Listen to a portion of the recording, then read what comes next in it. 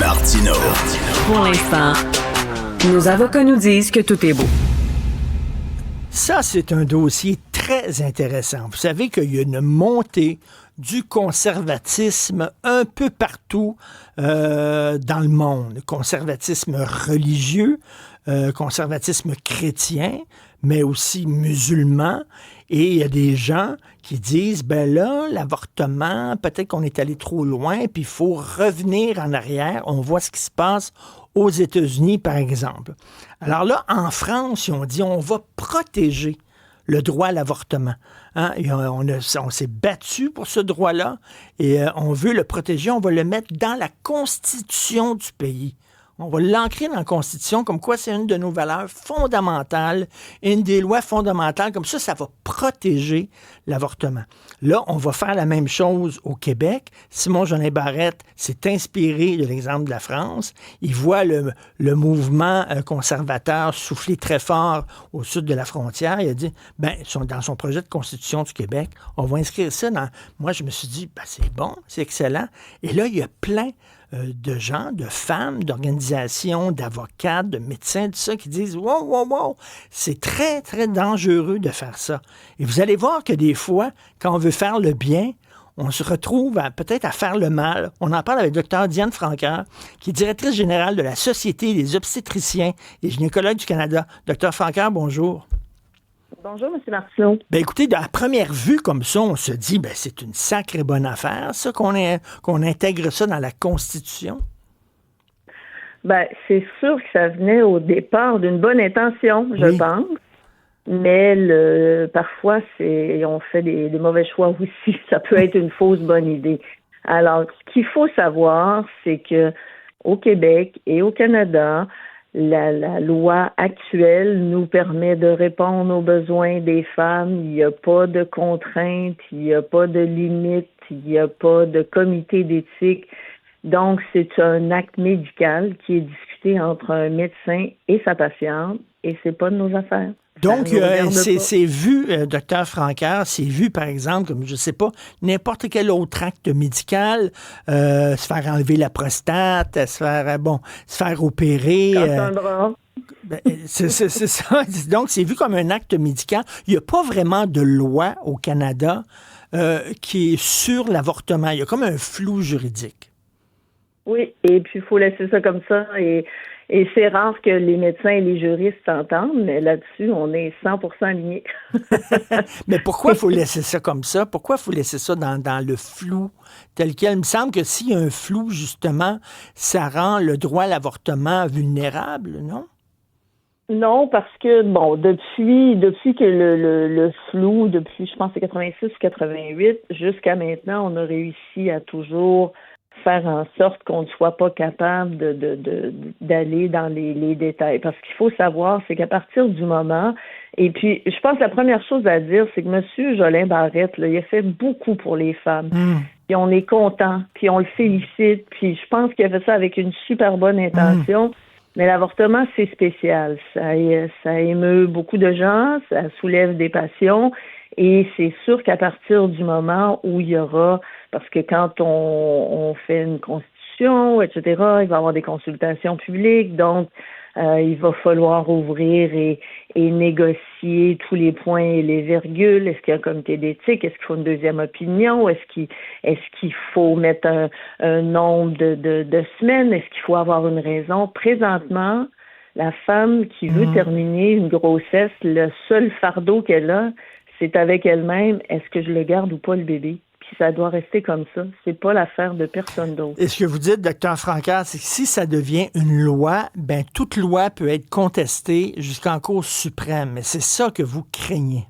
Oui, tout à fait. Et moi, je fais pas du juridique, je fais de la médecine, mais je peux vous dire que c'est jamais facile pour les femmes et il faut surtout pas que ça devienne plus compliqué. Déjà là, on pourrait faire mieux. Je pense qu'on fait très bien pour offrir des services là, d'une province à l'autre, mais il reste quand même que, par exemple, une jeune ado qui habite en région, là, c'est compliqué. Là. Alors, il y a parfois des gens qui ont du mal parce qu'ils comprennent pas comment ça marche, à trouver un rendez-vous, puis la grossesse avance et tout ça. Alors, moi, ça fait 30 ans que je fais des avortements, là, puis il n'y a jamais personne qui prend ça à la légère. Il n'y a pas d'abus. Ce qui doit être fait est fait, et ça doit rester entre le médecin et sa patiente, et il ne faut pas que les gens se mêlent de vouloir faire la loi et l'ordre là-dedans. Bon, les médecins comme vous et les gens du milieu juridique ont dit à M. Jolin Barrette, votre idée qui était bonne peut-être, qui partait de bonnes intentions, comme vous l'avez dit, est peut-être mauvaise. Il a répondu quoi? Et il va continuer quand même à vouloir l'inscrire dans la Constitution québécoise? Ben, on ne sait pas, hein. C'est lui qui mène son ballon, comme on dit. Alors, est-ce que il y a quand même beaucoup de revirements ces temps-ci au niveau politique? On suit ça avec beaucoup d'intérêt, mais c'est clair que on peut pas empêcher un ministre de déposer des lois, qu'elles soient bonnes ou mauvaises, et souvent ça arrive pas où on voudrait aller. Mais je pense qu'en ce qui concerne l'avortement, il faut pas ouvrir. Et nous, les femmes, on va se tenir debout, puis on veut que tout le monde soit avec nous pour qu'on puisse garder les droits acquis qu'on a maintenant, parce que c'est pas acquis pour toujours. Vous l'avez dit d'entrée de jeu, le conservatisme, là, c'est troublant, là. Et partout dans le monde entier, on grignote le droit des femmes, là. On enlève ci, on enlève ça. Aux États-Unis, ce qui se passe au quotidien, que des femmes meurent d'une fausse couche parce qu'on n'a plus de curetage au cas où il y aurait trace de vie. C'est assez troublant, là. On est en 2025. Il faut pas qu'on recule là-dessus. Docteur Franqueur, là, je vais avoir une discussion un peu plus philosophique avec vous, mais est-ce que j'ai le droit, parce qu'il n'y a aucun droit qui est absolu. Hein, tous les droits sont encadrés, même la liberté d'expression. Les discours haineux sont interdits. Je veux dire, il y a des interdictions, là. Il n'y a aucun droit qui est absolu.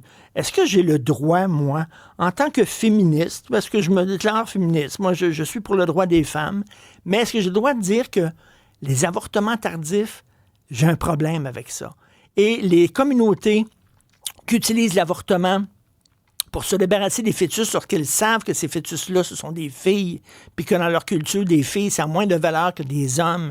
Et parce qu'un fœtus est un fœtus féminin, il n'a pas le droit de naître dans ces communautés-là, puis on utilise l'avortement. J'ai de la misère avec ça. Est-ce que j'ai le droit de dire ça en disant, ben ça, j'aimerais que ça soit un peu plus encadré? Ça ne veut pas dire que je suis contre l'avortement libre et gratuit, absolument pas, mais dans certaines conditions, j'ai de la misère. J'ai le droit de dire ça sans passer pour un misogyne.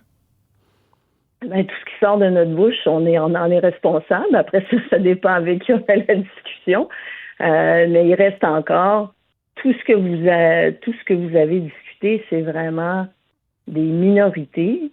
Et encore là, ça regarde la femme qui fait cette décision-là. OK, donc c'est une femme décide.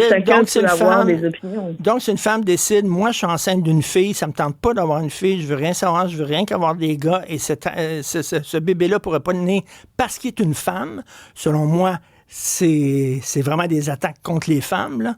Quand on nie le droit de naissance parce que c'est pas du bon sexe, je trouve qu'on peut pas attaquer plus fondamentalement les droits des femmes. Là, c'est les droits des femmes d'exister, Christy. Donc, vous voyez aucun problème avec ça, vous? Oui, c'est sûr qu'on va éduquer la plupart de ces choses-là qui arrivent. Souvent, ça va être avec des nouvelles immigrantes qui savent pas comment ça fonctionne ici, que les femmes ont des droits et tout ça. Donc, on va les rassurer que de vouloir exterminer les femmes, c'est pas une bonne idée. Mais encore là, présentement, l'avortement est légal au Canada et on n'est pas obligé d'avoir une raison spécifique. On peut avoir une raison sociale, psychologique, médicale, alouette, mais ça regarde que les femmes. C'est leur choix. Et puis, bon, évidemment, chacun peut décider de ne pas être d'accord avec l'avortement, comme plusieurs personnes sont contre l'aide médicale à mourir, mais ça ne veut pas dire qu'il faut commencer à rendre l'accès plus difficile pour autant. Simone Veil qui s'est battue bec et ongle en France pour rendre l'avortement libre et gratuit. C'est une idole du mouvement féministe, une femme formidable qui maintenant est enterrée au Panthéon. Elle a dit elle-même dans son discours, lorsqu'elle avait gagné sa cause, elle était en chambre et qu'elle s'était battue, puis finalement, c'était accepté l'avortement. Elle a dit elle avait des problèmes, qu'après 3 mois, que ça soit utilisé. Elle disait qu'elle-même, elle aurait aimé qu'il y ait des balises après 3 mois. Simone Veil. Ouais, ben écoutez, comme je vous ai dit, je répète ma cassette, là, c'est une discussion, la femme et son docteur, parce qu'on n'est pas au courant de tout ce qu'il y a autour. C'est facile de regarder un nombre de semaines et de passer aux conclusions, mais vous savez qu'il y a à peu près 2 à 3 femmes sur 5 qui vont être victimes de violences psychologiques, sexuelles, qui vont être violées. Alors, c'est facile de juger quand on n'a pas tout le contexte. Encore là, nous, on est très clairement derrière les femmes et ça doit être elles seules qui vont prendre la décision. Et c'est sûr qu'à partir du moment où on veut ouvrir la loi actuelle et de mettre des paramètres, ben, tout va être négocié. Alors, donc, les femmes, au bout de la ligne, vont perdre. Et moi, je peux vous dire que même en 2025, c'est pas évident pour tout le monde de trouver les services qu'ils ont besoin. On a l'accès à la pilule abortive et malheureusement, même si 90% des avortements sont faits au premier trimestre, là, ça veut dire avant 3 mois, il y a encore des gens qui n'arrivent pas à avoir accès. Donc, on a encore du travail à faire. Je pense qu'on devrait viser vers la possibilité de donner des services à tout le monde plutôt que les diminuer. Puis vous savez, quand on regarde là, les chiffres au Canada, là, c'est à peu près 10 ans qu'on fait 100 000 avortements par année. Ça n'a pas bougé, pas d'un poil. On n'en fait pas plus. Là. Et c'est certain qu'on ne veut pas se retrouver comme aux États-Unis, justement, où les filles doivent aller dans un autre État pour se faire avorter, puis c'est extrêmement compliqué. Donc, c'est ce qui fait que vous avez des craintes qu'on mette ça dans une loi, parce qu'on le voit, toute loi peut être après ça contestée en Cour suprême, puis on ne sait jamais de quel côté le 25 sous va tomber. Donc, Dr Diane Francaire, directrice générale de la Société des obstétriciens et gynécologues du Canada, merci beaucoup.